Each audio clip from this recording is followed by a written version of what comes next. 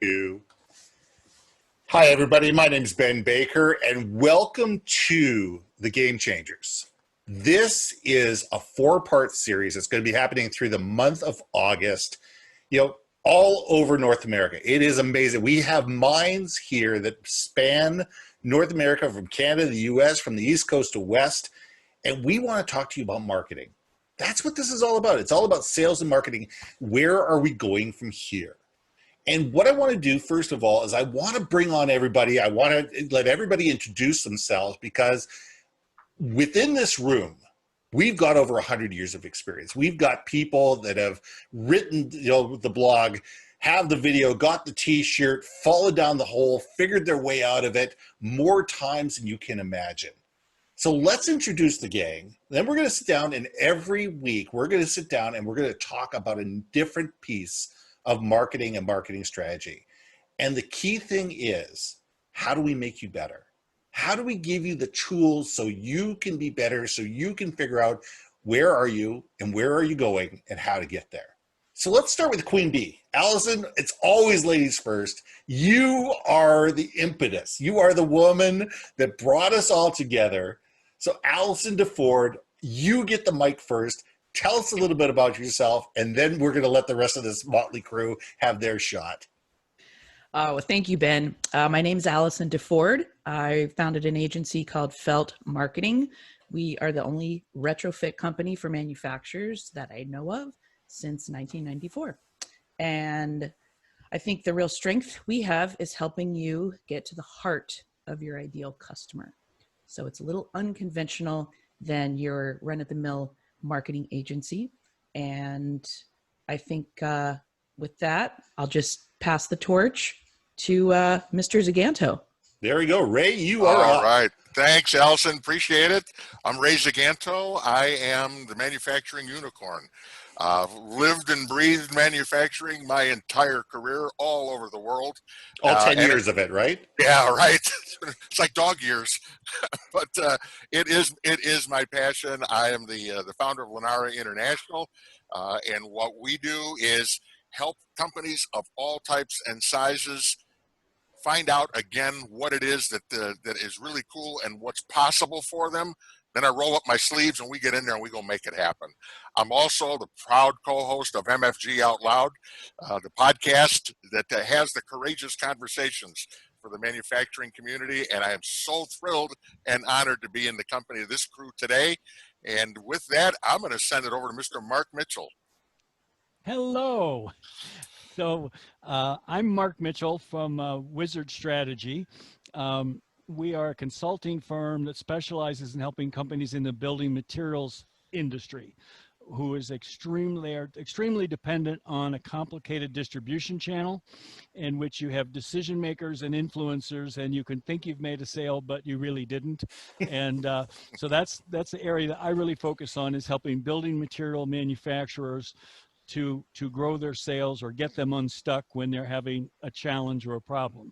I'm also I'm so good at it, I actually wrote a book. So my high school English teacher would never believe it, but I wrote a book about building material channel marketing.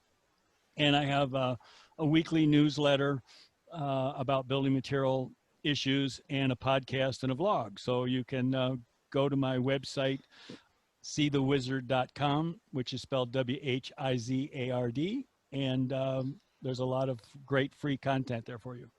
Awesome. How about Mark Roberts? Let's hear from you now.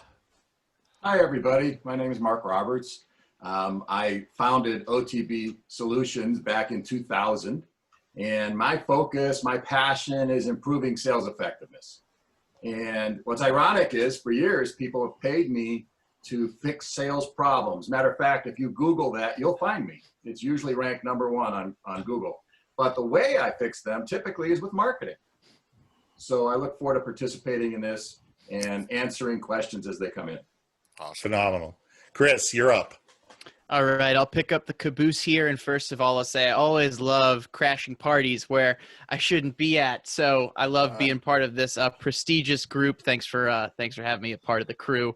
But what I will say is by day, I'm an account manager at Rockwell Automation. I serve the high-tech industry here in Northern California. as a result of this, I'm a big advocate of individual contributors and salespeople serving as marketers within their organization. I think marketing is a team sport. It's not just limited to someone with that title.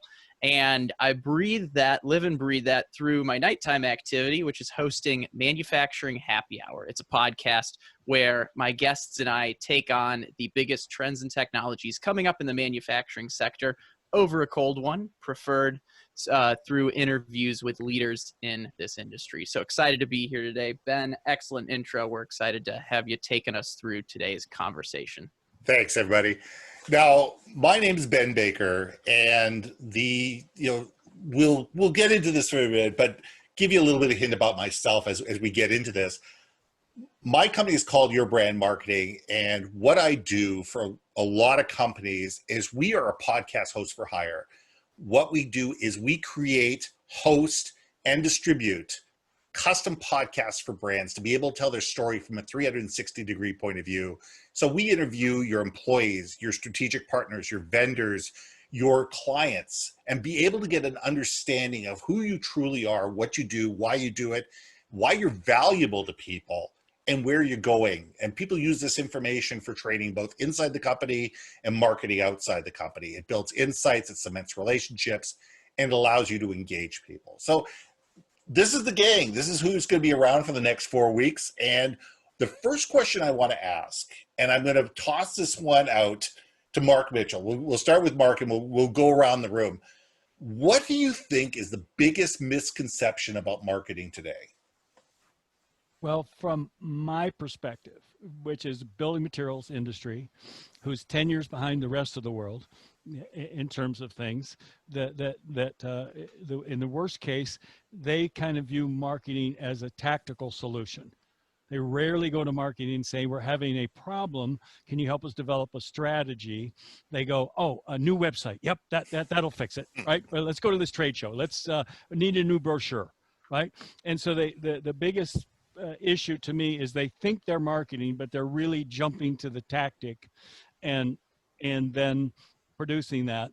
And then the final part is they don't believe marketing is measurable. They'll rely on anecdotal information, like the president really likes the new website, so that makes it a success.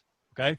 So that's my answer to it from my perspective. And I think a lot of manufacturers fit into the same thing that the building materials industry does. We're not Apple, we're not Nike, we're not Procter & Gamble when it comes to marketing. Yeah, and that's important for people to know is it can't just be Apple, Nike, and IBM that's spending the time doing great marketing.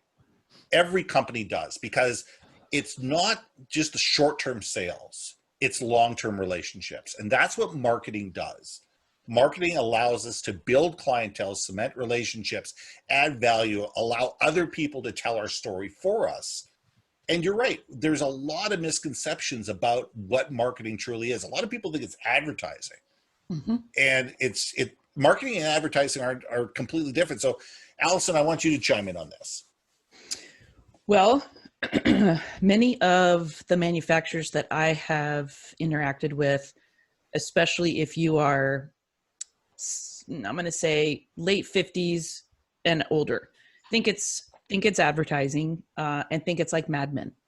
And the thing that I've actually had more than one person lean in and whisper and say, I really don't understand how all this works, all this new stuff, and it scares me. And I thought, what a revelation. Thank you for being honest. So I think my misconception, I think that is, that troubles me the most, that I would like to help course correct, is that marketing used to be done at you, right? And now really good and effective marketing is done for you and because of you. So it's a completely different way to approach it to get really different results. So expand on that for me. Give me a little bit idea of what you mean about for you and with you. So it's when we're getting into that, because you're right, we've gone from a world of push to a world of conversation, but I want you to expand on that. Well, if okay, here's just a simple example, because I can, go down a rabbit hole with this. So I'll keep it brief. Take your website, for example. Okay. And I know Mark Mitchell and I have had numerous conversations about this. If you look at the majority of websites today, and I'll just refer to manufacturers because that's the sandbox where I play. Sure. Majority of them, you'll see the word we. We do this. We look like this. We believe this. If you are a truly customer-centric company and you exist for your customers, right, to solve their problem, and your marketing is made for them and because of them, it's going to say we see you have this problem, and this is how you can have a better business or a better life or build a better wall. So I think it's really about flipping it. Mm-hmm. And I've said this to clients numerous times, and I always get the same look, and I love it. They'll say, well, what do we want to say? And I say, well, let's slow down. How do you want them to feel? And they look at me like, what? How do you want them to feel when they see this ad or this website page or this tweet? How do you want them to feel? If you know how you want somebody to feel, then you can reverse engineer it and create the content, the dialogue, the messaging, the way that you work with your sales team, right? Your internal culture. It's all connected because of the customer. So I love it. It's inviting your customer into the conversation. Right. Chris, I'd love to hear your thoughts on this. Yeah, so for the folks that aren't watching the video, if they're listening just on audio somewhere, I'm about to do some air quotes, but the line that B2B is different is one of the biggest misconceptions I come across, where, we were talking about the examples of Nike. Like, it's not just a B2C shoe company that's responsible for doing good marketing. If a company wants to grow and scale, every company needs that type of good marketing. I recently had a guest on Manufacturing Happy Hour to kind of prove this point. I brought someone in from the beer industry, which is very much B2C. You're selling beer to a consumer. And his quote was perfect. He's like, you know what? I feel like too many times we're talking like robots to robots. Really, it's just got to be people to people at the end of the day. And this will go into a theme I'm going to talk about a couple times today, I'm sure. And that's really humanizing a marketing effort within inside of the B2B space. I'm going to connect with a brand. For example, me being in the manufacturing space, I'm going to connect with a brand a whole lot more if I see a picture of one of their employees out in the field, whether that's at a chemical plant, in the oil field, on the manufacturing floor, sharing a story about that person, why they love what they do, why they love working for that company. I'm going to connect with that a whole lot more than I would with, say, a picture of a widget that company makes, for example. So my biggest misconception is trying to debunk that myth that marketing for B2B is different than B2C. Sure, there are some little things here and there, but at the end of the day, people to people is the big message. Yeah, I mean, I love that, because whether it's business to consumer to B2C or B2B, with business to business, really it's human to human. Mm-hmm. It's H to H, mm-hmm. because we're all buying from people. It's all about trust. We're in the trust economy. People don't buy widgets anymore. They buy trust. They say, can this person take care of me? Can they solve the problem that they have?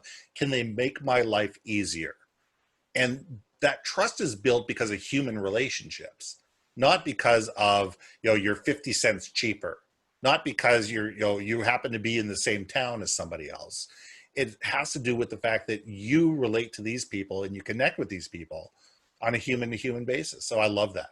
Absolutely love that. Ray. First off, I want to make it clear that if you're anything lower than the first or second person to respond to a question here, you're screwed. All the really good stuff gets sucked out. I mean, well, we'll let you start next time. Okay, you get the next one. Do anything. I'll just have quit to your whining. Quit your whining. You know what? You'll get your turn. So, hey, love what everybody's said so far. The number one misconception I bump into time and time again is we don't need marketing because our salespeople have the relationship with our customers. and as long as we have that, we're good. You know, we know what's going on. And it's like, my gosh, been at this long enough to recognize that, well, yeah, 20, 30 years ago, that was the point of the relationship where that interface happened. But along came technology and everything else. And so much, you know, Allison shared a number of times before, what, 70% of the research and effort that goes into making a decision about sourcing with a company happens before they even reach out. So Exactly. how much of this conversation is happening outside of your sales team, your field sales team, unless you've re-engineered that, you know, in today's world. So no, while I don't diminish the importance of the rapport that anybody in your company has that is in contact and facing customer facing, marketing is mission critical. It is mission critical. It is not optional. It is not something that you can get to someday or applies somewhere else. And chances are you're probably way underinvested in it right now and not getting the results that you should. So, my 2 cents. I love it. 2 cents, and that's real U.S. pennies. You know, being from north, being So north of the border 1.8. up in Canada, it's we don't get the full 2 cents worth. We're only about 1.8 cents or something like that. Mark, you get the rebuttal on this because you're our sales guru. So That's right. I want to hear your thoughts on this. Well, good marketing creates a tremendous amount of value. Nothing frustrates me more than when I work with a CEO or a CFO and they tell me, yeah, well, 50% of marketing's good, 50% of marketing's a waste. I just don't know which 50% I'm getting, right? To echo what Ray said is it also drives me, crazy that manufacturers tell me it's not my job to market. My job is to educate with product, features, benefit bingo, as I call it, but it's my channel partner who's supposed to be doing the marketing. They couldn't be worse off, and they couldn't be more wrong. Today, as we indicated, like you said, 70% of the buying process is over before the buyer speaks with the salesperson. Mm-hmm. And 20%, they're just reaching out because they want to work out the final details. They've already made a decision. So why not be part of the conversation early on? And if your website is a virtual brochure, you're not getting the ROI. No wonder the CRO is angry, right? What you need to be doing is talking in the voice of your customers about the problems that you solve for them. Those are the terms they're Googling. So call me crazy, again, sales guy talking about marketing, but I did stay at a Holiday Inn Express once. And, I think what we should be doing is putting voice on our websites, the way our customers speak and solve their problems. Well, I love that. And I'm going to echo that because the one thing I tell my clients is if you're going to be doing your SEO, ask your clients, what are the terms that they use on Google when they're thinking about you? Ask your clients, this is how, if you were to describe me to somebody that didn't know who I was, how would you describe me? And use those words because we need to speak in the language of our clients. We need to speak not in technical data, not in features and benefits. We need to talk in the language of the client and the mediums of the client to be able to use that. Because let's face it, 70 to 80% of the people that are viewing your product for the first time are viewing it on 5 square inches or less. They're on their phone. And if we don't have a marketing strategy that is addressing, making sure that people can view your material and understand your value to them on that mobile device, you are so far behind the curve, it's ridiculous. So the next question, and it leads right into that, it says, the world's changed. Good, bad, ugly, whatever you want to call it. We're not going back to the way things were. December 2019 is gone. The first quarter of 2020 is gone. We need to move forward. So the question is, where do you guys see marketing, how is it differentiated? What does good marketing look like going forward versus where it was, say, 6 months ago? What's changed and how do we have to change in terms of our marketing to be able to make sure that we're effective. And Ray, I'm letting you go first this time. Well, thank you, Ben. You know, I think what happened, the whole world, everybody, stimulus response is what we're seeing. And absent a crisis, businesses and people respond in a certain way. You build too much inventory, you take your time, you get on airplanes because they're cheap. Guess what? Every business on the planet is facing constraints, and that constraint is I can't do what I used to do, but I'm still here and I still have responsibilities. And you know, get over the initial shock.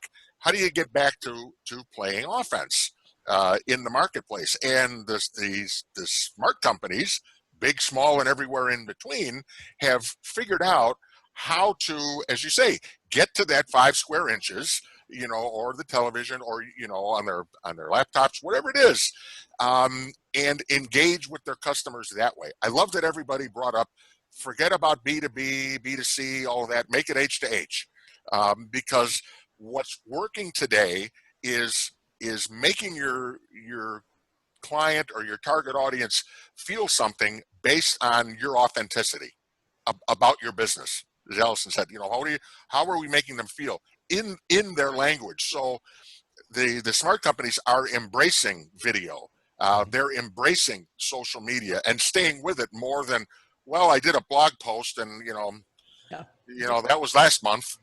You know, it's getting in that routine. If there's going to be a routine, what I see, it's going to be businesses using social media and all the tools that are available, and getting in the conversation, getting out there, and being heard in an authentic way. I think that's forcing a lot of hands that, absent COVID, a lot of companies would have still tucked in and stayed back and waited to see how this whole social media thing was going to play out. You know, it's decisions made, you're in or out.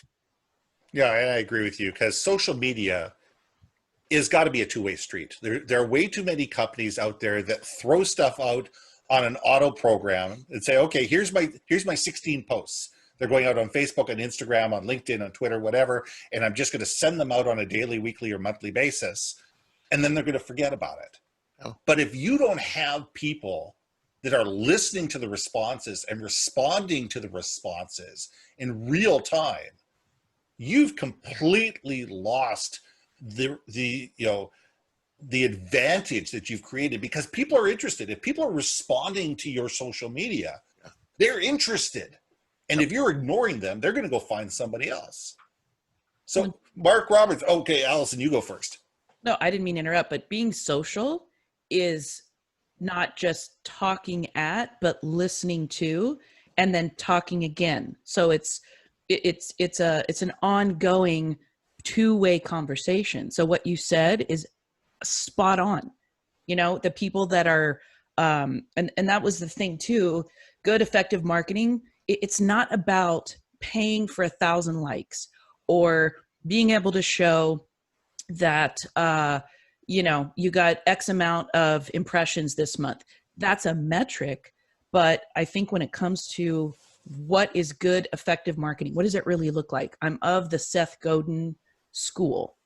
And I believe it's spending the time and money with skill to tell a story that spreads, that influences people, that changes actions. Right? No, so I love that. Say, build a better website, like Mark talked about. He and I both know this firsthand. It's like, it's not a tool. That's not what marketing is. It's not tactics. It's it's your whole promise. It's how the experience you create consistently over time. And that's, social media is part of that. And to answer your question quickly, what's changed?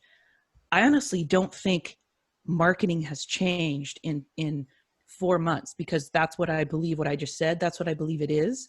What I think has changed is what Ray said. It's how quickly you can adapt to, with the tools and tactics, the way that people are consuming information now. That's all. And if you're still moving at the speed of a giant oil tanker and decision by committee, sorry, but you're fucked. I mean, that's, you know, That's my two. That's marketing lingo. That's right, marketing lingo. That's technical marketing Technical lingo. marketing. That's An technical marketing acronym lingo. for something. Yeah. That's right. Chris, what's your thoughts on this? Because you are a lot closer to social media than a lot of people on this. I mean, we're all heavily into social media, but you live, breathe, and die it. So, give me your thoughts on where your thoughts are on what's changed, how has it changed, and where do you think we should be going?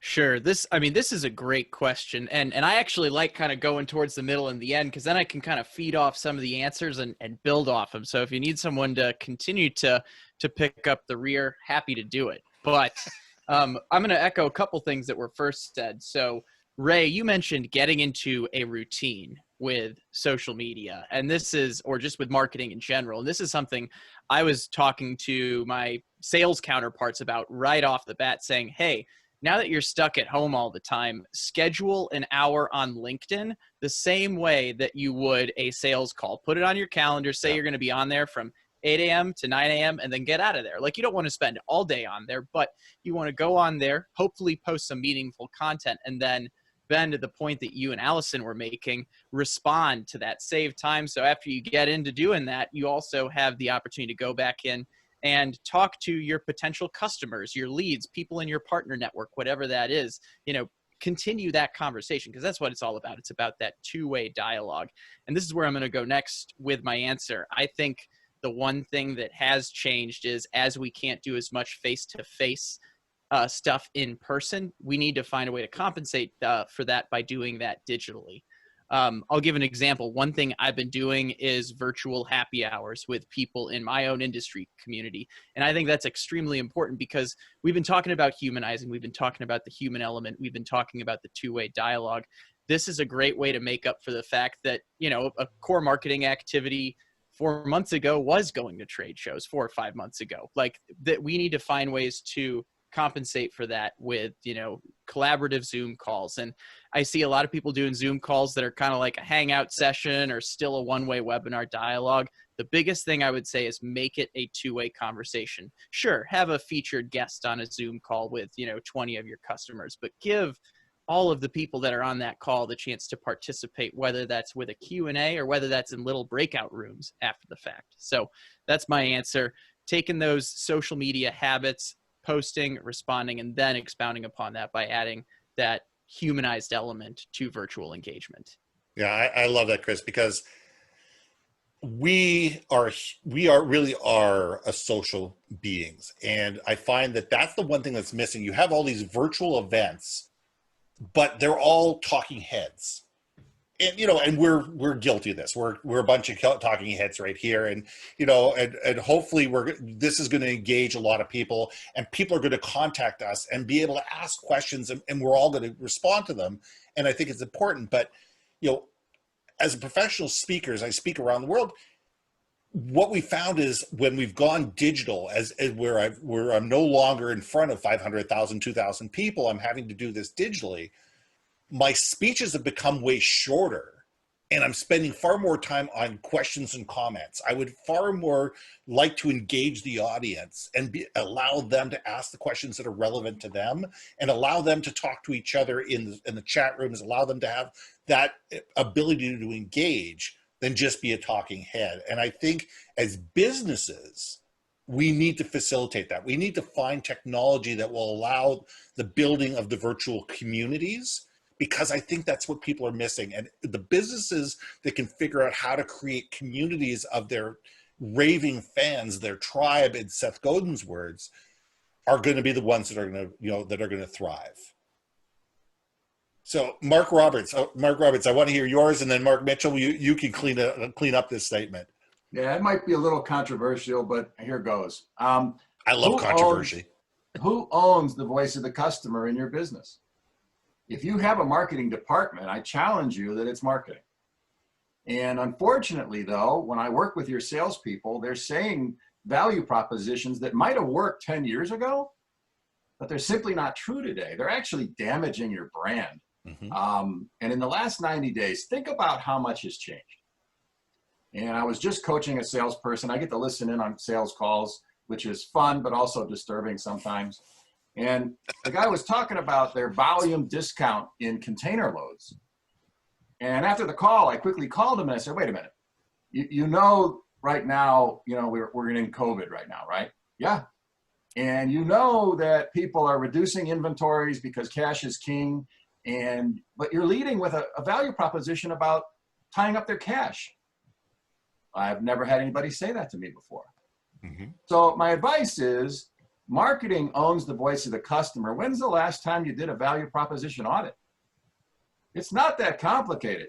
You know, I'm going to be talking in one of these episodes about how 20% of your profit, 20% of your customers represent about 300% of your profit. So what if we just called those 20% and asked them, how has this changed? How has marketing changed? How has your problems changed? Is there any new criteria that you're making decisions with? Has your buying process changed? And then equipping our teams, our sales teams, with messaging that resonates and a process that works. Again, let's take the mystery out of this and add a little bit of science, right? So again, I really want to emphasize that marketing needs to own the voice of the customer, and that's always controversial because I have CEOs telling me all the time, no, my salespeople. No. I want marketing to understand the language of our customers, the problems that they have, and I want them to feed really good, rich case studies and content in not only the voice of the customer, but the voice of each buyer persona. And I'm going to challenge you on that because I agree with you and I disagree with you, because the problem is a lot of marketing people live in the cloud. They spend their entire life in analytics. They spend their entire life guessing games and sit there going, okay, well, it should be like this. Instead of actually going out there and talking, oh my God, God forbid, actually talking to a customer and finding out what really is the language of the customer, or you know, going alongside a salesperson and having that conversation.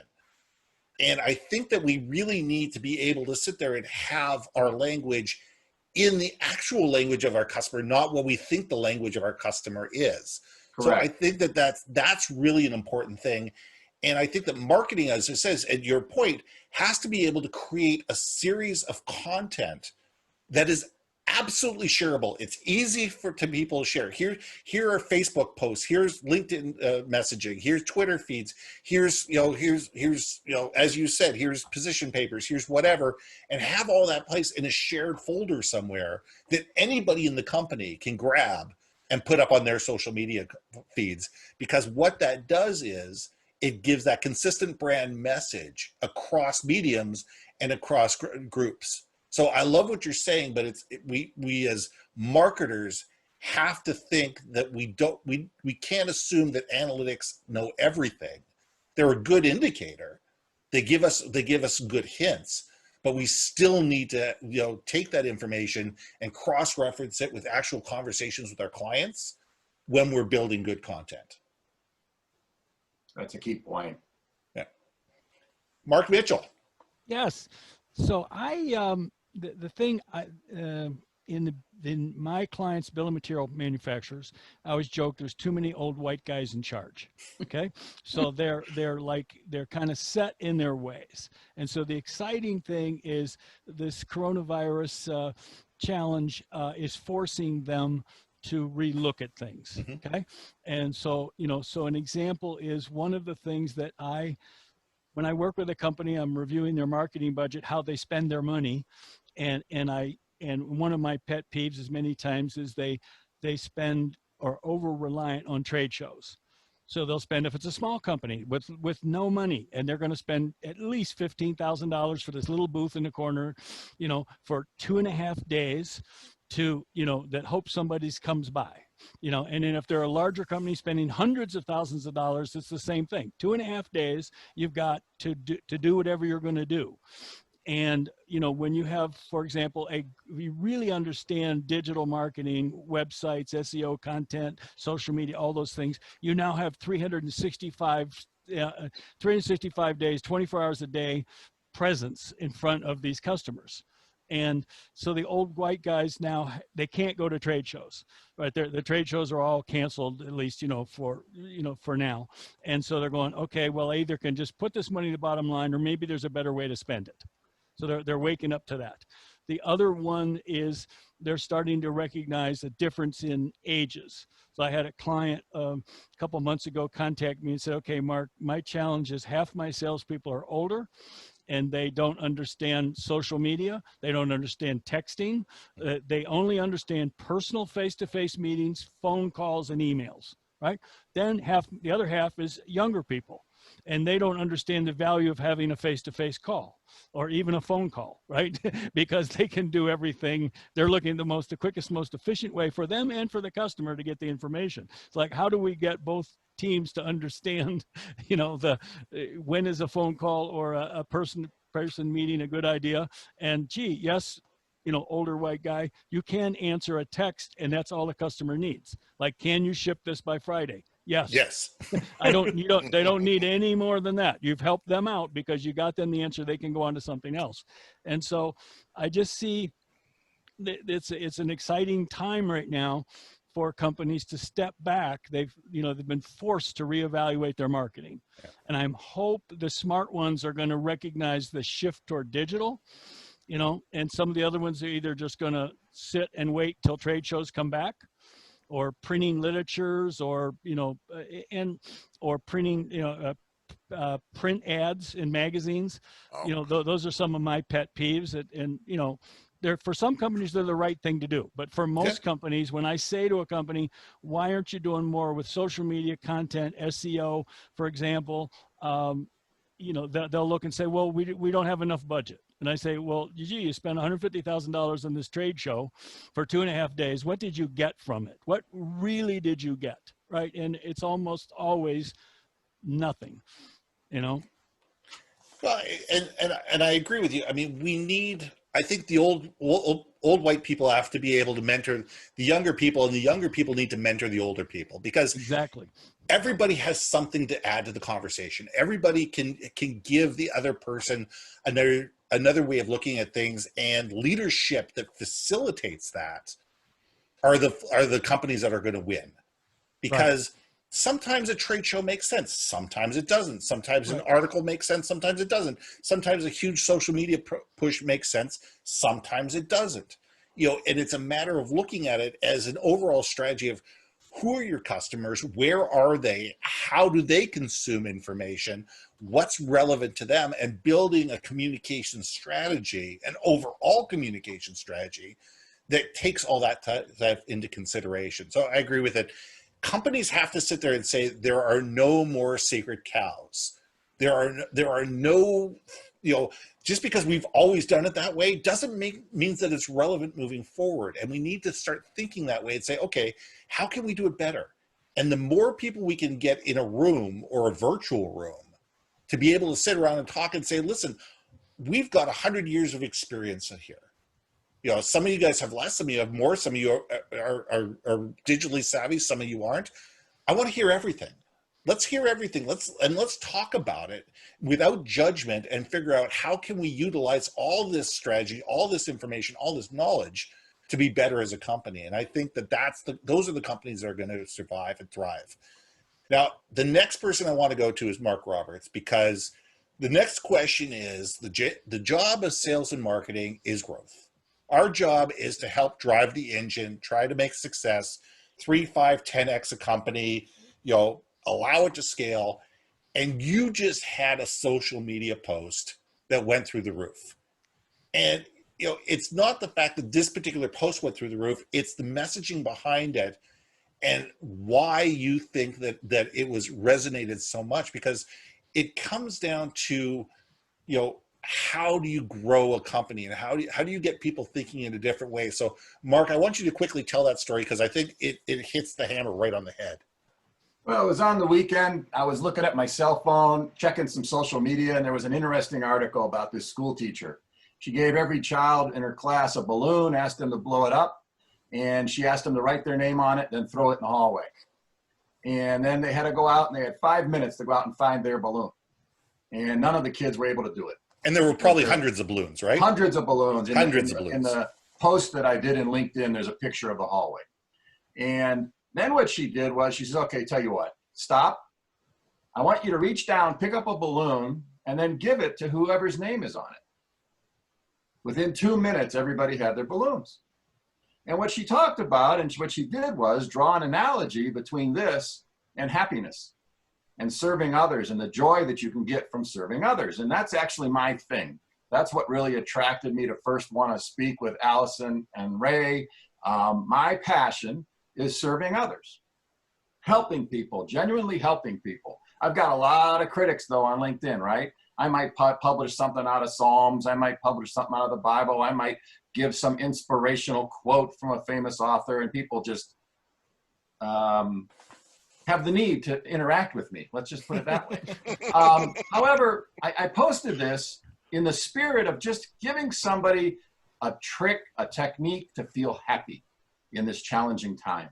As of this morning, it's been viewed 77,000 times.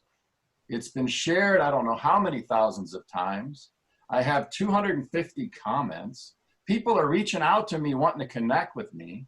Strangers, people that I've never taught or I've never met with. So I really backed up and I said, what just happened here? Well, one of the courses I teach is storytelling. So the way this person wrote the story is brilliant because it's in the form of the hero's journey. And if you're not familiar with that, you know, we don't have time, but Think of the Lion King. Yeah. And it had a really good visual. But again, it resonated because of what Allison said is, how did it make you feel? And my challenge is to everybody, I want you to take some of your marketing and give it to your children, give it to your wife, and ask them, how does this make you feel when you read it? Because, you know, it's the Maya Angelou. People will forget what you said, people, you know, what you thought, but they're always going to remember how you made them feel. And I think that's where we need to move forward. A big part of my work is with manufacturers and their dealers, distributors, channel partners. And what happens to be a little bit of a niche of mine is helping salespeople who grew up as engineers. And we need to teach them that storytelling, that messaging in the form of a story so that not only does it resonate, but it's memorable. The shame is a lot of manufacturing companies believe marketing should be bullet points and factual. But if you study how people buy, they buy based on feeling, they justify it with data. I couldn't agree more. Allison, I'd love to hear your thoughts on this. Well, God, perfect segue, because that is the cornerstone of every bit of the work that we do and why we're called Felt. Because your brand isn't just seen or heard, right? The most beloved brands are felt. So the whole point, and what Mark said is true, it's fact. People make decisions to purchase, decisions in general, but especially to purchase. I've heard different percentages here. So we'll call it 70 to 90% of the time based on emotion. Yet, and again, I can only speak to manufacturers, but there are many other kinds of companies that do this too. Why are we only tapping 5 to 15% of the customer's decision-making brain with features and benefits and, you know, how old we are and how many trucks we have and look at our stacks of lumber? It's not motivating. That's not how people make decisions. However, you can point this out, and the percentage of people that actually change is very small. So that has always been baffling to me, but that is truth and that is science. And so I think, my God, if you want to scale, you want to grow, pay attention to that, tap into that. And my belief is stop trying to be everything to everyone. Mm-hmm. If you want to grow your company 3 times, 5 times, 10 times, it is possible. But, you know, and trying to say everything to everyone, like every manufacturer I've ever worked with, and Mark is going to chuckle at this. You do an ad for them, and let's say we're going to do an ad series. They want to kitchen sink it every single time. This has been going on for 30 years that I've been doing this. And I'm trying to tell them people can't retain every single nut and bolt that you sell in one ad. You've all seen those kind of ads. They don't work. And there's no call to action. So, you know, the breakdown of an ad, that's, my God, I could do a whole series just on that. But the point is, stop trying to say everything and say one thing. Focus on that one thing. A lot of people that I work with also feel like they sell a commodity product, right? Well, we sell gravel, or we sell drywall. You know, it's six one, half a dozen the other. Our product's pretty similar to our competitor. They're much bigger than us. And my thing is this: stop treating your company or your product like a commodity, because the most important thing is the experience that you bring. And if you create one that's not like anybody else, people can't get this anywhere else but with you. That is how you're going to scale your business. So it's much bigger than just marketing. And that's coming from a marketing person, right? It's got to be this bigger mindset. Well, I love that, because it's a difference between, say, we build houses to we build your home. Right. You know, it's having that emotional attachment. Yep. You know, and people sitting there going, why should I care about you? And I love that, Allison. That's great. Ray, you're up. You know, Allison and I had the privilege of talking to, having a guest on the podcast the other day, Darren Mitchell. Oh yeah, Darren on the show. Oh, perfect. What an He's awesome great. guy. Oh, what an awesome guy. And he pointed out something. It's like, you know what? All the facts and the data and everything is known and shared and available. And the majority of people, when they're confronted with it, aren't going to do a damn thing about it. And in fact, we're, I think, going to be the first ones to feature Darren's top 10 reasons why manufacturers are going to ignore good advice about what's going forward. So with all due respect to those that are listening to this that might be kicking tires or whatever, you know, I get it, but none of this is going to work unless there's a commitment from the top. There has to be that buy-in. You got to come off the goddamn sidelines and suit up, and we're in the game, and we're going to do this, because part of it is going to be there's a recurring theme, whether it's marketing and communications as a tool that's going to get your business to that next level. I got news for you. I consult with manufacturing companies all over the world on everything from sales strategy to operations optimization to technology implementations. And guess what? Every one of them will fly into the ground if there isn't commitment from leadership, and if you don't build the muscles you need to build to establish communication skills internally and externally. If you don't figure out how to actually engage with your own staff or engage with your own customer in a way that they understand, you're going to fail it no matter what you try to do. It's a fact. We've all been sold shortcuts over time to say, well, just overlay this thing and you won't have to actually do that messy thing by talking to anybody. It'll take care of it for you. And then watch how it pisses everybody off or it doesn't get used, you know, is the thing. So, you know, where we are right now, if you're serious about wanting to grow that 3X, 5X, or 10X, you really got to get good at that two-way communication thing. You Absolutely. know, listening to your customers, engaging, getting your staff involved.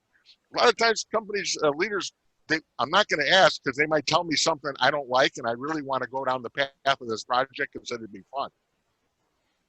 Okay, you know, there's as much a readiness assessment as anything. How ready are we to get to next? Maybe there's some foundational work we need to do while we're building up, and the notion that, well, the growth is going to happen slow and steady. I got news for you. I've seen more hockey stick growth trajectories due to well thought out and executed planning. Doesn't happen by accident. It's a plan. You got to know what your baselines are. So you can do it, but only the people that want to do it. If you're in there, if you're half-hearted, you're going to fail. I guarantee it.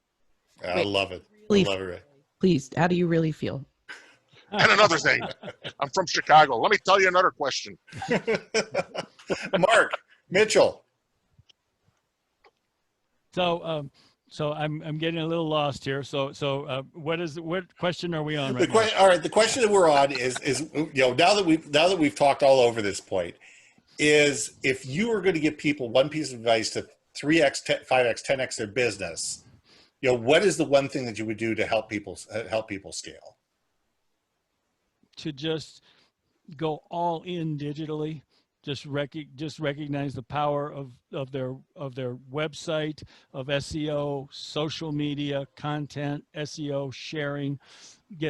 As Chris was talking, get all of their employees on board. Everyone is a thought leader. I've never met a person I didn't learn something from. And I'll sit with a salesman that sells roofing, and I'll go, you have a lot of expertise, you should be sharing this. Whether you're writing a blog post for your company, recording a video, or doing something on LinkedIn, every one of your experienced employees is a wealth of knowledge that their customers could benefit from. But so many people feel, well, I don't know. And I just think back to, I'm going to say 2012, when I started my blog, it was intimidating. First, I was afraid I'm going to say something somebody's going to disagree with. And then one of my mentors said, Mark, if somebody doesn't disagree, you're not trying hard enough, right? And you just had to build up this confidence and start to learn. And I think, back to Mark Roberts's mindset, if you have a mindset about, I'm trying to help a customer make the right decision, okay, which may not be my product, okay, and so they'll read into the trustworthiness and genuineness of that. And I just think that most companies at least in building materials, don't recognize fully the power of the digital world. I love it. Chris, you want to put a bow on this? Absolutely. So from my standpoint, how does marketing help with growth, whether we're talking 2x, 10x, whatever that amplification might be? The number one thing in my book, and this is probably from my perspective as a sales guy, is action-oriented content. Now, I always have a call to action at the end of my videos, and I'll give an example that came up earlier. We were talking about trade shows earlier, where it's an investment. It's a 5-figure investment to have a trade show. Now we're having virtual trade shows, and guess what? That investment is still the same amount. It hasn't gotten cheaper. To have a booth at a virtual trade show, it's still 5 figures.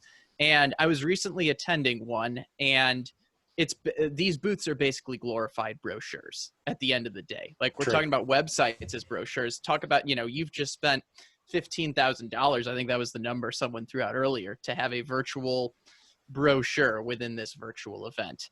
There are easy things people can do, and that's creating a piece of action-oriented content to introduce someone to their trade show booth. For example, a 1-minute video that says, like Allison was saying earlier, focus on one thing. If you were to spend, 1 minute here, 5 minutes here, this is the first thing I'd recommend you do. And maybe I guide you somewhere after that at that point. But creating some sort of direction for your customers, your prospects to go. So that way, once that piece of content is out there and it's getting likes and shares and views, it's actually directing the type of activity that you're looking for. I love it. Love that. All right, well, it's time to wrap this up. We've walked this thing around, and there's an amazing amount of content that's come out of this, and I can't wait for next week, where we do leveraging data to stop selling naked. I love the title of this thing. But before I let everybody go, I want to go out to you one by one, and I want one sentence. What's the one thing you would do to help people move the needle? Ray, you're first. Wow, the one thing.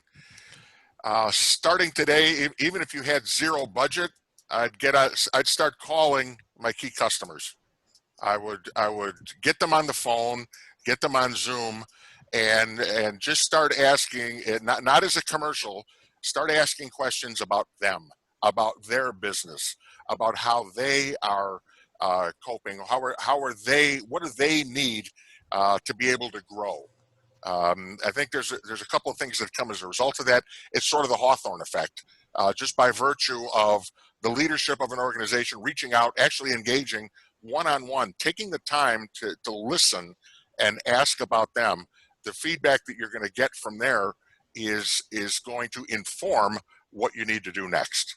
It's going to tell you, hey, we've moved from buying this way or that way, or while we love that your sales guy comes by every 3 weeks, we'd really appreciate it if you stepped up the EDI thing so we could, get better at doing some automated type things. And, you know, it's you'll be shocked what happens when you actually talk to your customer. And if you're serious about taking that next journey, your first step is get on the phone with your customer. I love it. Mark Roberts. Yeah, I'm going to stay on that thread. I mean, it's part of my so-called secret sauce, but call your customers and clearly understand how do they buy, why do they buy, and why they don't buy from you. And actively listen. No filter, no biases. If you can't do it, and a lot of people can't, hire somebody that will and have them to transcribe the calls. You will get more insights in 20 phone calls than any of the feedback you're getting from your salespeople. I love that. Chris. All right. I'm just going to give you a long run-on sentence so I can cover 3 things. But number one. Just add some commas in there, okay? 1A. Exactly. I can't visualize the commas on camera like I could with the air quotes. But anyway, so number one is go where your customers are. You don't need to be everywhere. Focus. If that's on LinkedIn, if that's in their inbox, pick 1 or 2 spots to start before trying to take on the world. Number 2, I've said it before, humanize your brand and do it with action-oriented content. And then finally, marketing is everyone's responsibility. This is not just a marketing department's role anymore. If you want to scale your marketing efforts, if you want to scale your company, grow your business, it's everyone's responsibility to share that content and have those conversations. See, that's one sentence. As long as you can say it in one breath, it's Yeah. one sentence. Yeah. Nice Yeah, job. I'm gonna need a drink of water after that, but yeah, I'm feeling good. Brilliant. Mark Mitchell.